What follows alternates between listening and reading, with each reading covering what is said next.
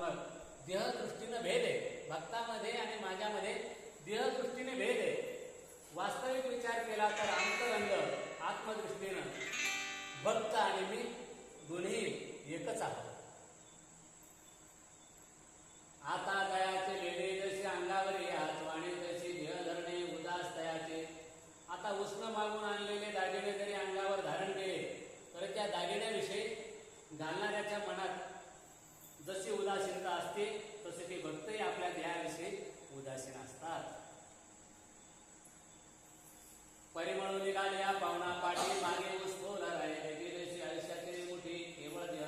जर ते देहावर उदासीन आहेत भक्त तर त्यांनी देह ठेवलाच का? तर त्यांनी देह ठेवला नाही, पण केवळ त्यांच्या उरलेल्या आयुष्याने धरून ठेवले आहे. हीच गोष्ट इथं उदाहरणाने स्पष्ट करतात. वायूनं आपल्याबरोबर फुलातील सर्व सुगंध नेल्यास मग मागे केवळ देठाला जसं सुगंध शून्य फुल राहतं त्याप्रमाणे भक्ताचा देह केवळ औषध प्रारब्धाच्या भोगार्थ आयुष्य हे धरून ठेवत असतं. ये राश अवष्टंबुद्वा गवा तो अर्धोरिम भावा मदच्या तो पांडवा पैठा झाला.